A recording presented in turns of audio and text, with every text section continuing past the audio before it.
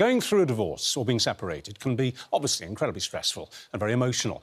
Well, a new scheme could see people being given official time off work to help them deal with their marital or relationship breakup. Yes, some of the country's biggest employers, Tesco, Asda and NatWest, back this idea. The scheme has come from the Positive Parenting Alliance because they did a survey which found that 90% said their work was adversely affected when they divorced, and more, 95% reported their mental health at work also suffered. More than half feared they could lose their job or even thought about resigning.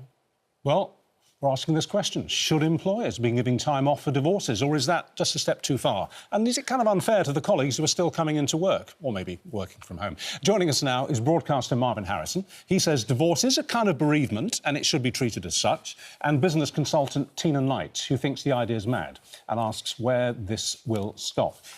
Really as bad as... I mean, I've been divorced and I've lost both parents. I'd say losing both parents was a lot worse than getting divorced, to be honest. I think it's not necessary to make it comparable. I'm just saying that in the process of such a great loss, which is divorce, because it's not just the divorce, it's the macro effects of, like, your family, you lose friends, like, so many things change, but the actual process of dissolving your marriage is really laborious, takes up a lot of time. Oh, yeah, it's horrible. And it's emotionally very heavy. And so what we can look at is how our company, so we, you know, as a consultant myself for businesses, we always say, how do we help the people in our teams? And it's not that we're trying to make them like a family, but we're a community. So if you need something, actually, how do we put that into our policies and procedures so it's just automated? You don't have to apply for it or beg for it or persuade someone that it's just there for people. And if you think about there being 110,000 divorces every year, that's probably 220,000 people going through it every single year. Creating provisions is a really healthy thing to be doing in advance, rather than wait for it to come, watch their performance decline, and then have to react. So if someone is heading for divorce, what happens at your company? So for us, it'd be something that you let us know, and then in there'll be a certain amount of time allocated for you. So we do it so it's 5 half days available to you to use at your own discretion. How much time, sorry? 4 half days, so 4 4-hour increments, so half a day you can. Because what the experience is when I went through it was, you start to realise that the things like the meetings with mediations and stuff, that takes minimum 2 hours to go through. Not to mention solicitors. Solicitors, but the research you have to do, going to find documents and all of those things you cannot do at work. So 4 half days, you're saying? Yes. Actually, that doesn't sound too much, is it, 4 half days? I mean, people might ring in anyway and say, look, I've got to see the lawyer this morning, so I can't come until 1 o'clock. If they're taking it out of their holiday time, they can have as long as they like. Ah, you want them to take it as annual leave, Tina? Yes. Basically, where does this stop? Because everybody has a cross to bear in life. Everybody has ups and downs in life. I'm waiting for the CV to land on my desk that when it comes to hobbies, it says occasionally working. Yeah, because it is getting ridiculous.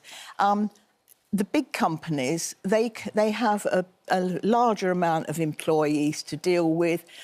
They can accommodate these things far more easily than the people I mainly represent, which are SMEs, the small to medium companies. The difference is 75% of the companies in this country are small-medium, and the small companies are the entrepreneurs, the wealth creators, the job creators. But it's the principle that... It's what bugs you, though, let's be honest. It's the principle behind it, isn't it? You think that basically it's a bit wet to take time off just because you're going through a divorce. I have to say, in all the decades I've worked in offices, I've known so many people, colleagues, who've been going through divorces. I have to say I've never known any of them take time off. Well, the thing is, to be honest, I've had many employees go through divorces and worse, loss of children as well. And sitting at home moping doesn't help. Find that normally I found they've come in, they told me their thing, you're sympathetic, and their fellow colleagues help them through this. You pile work onto them a bit more because you try to distract them. Tina, do you give compassionate leave for anything?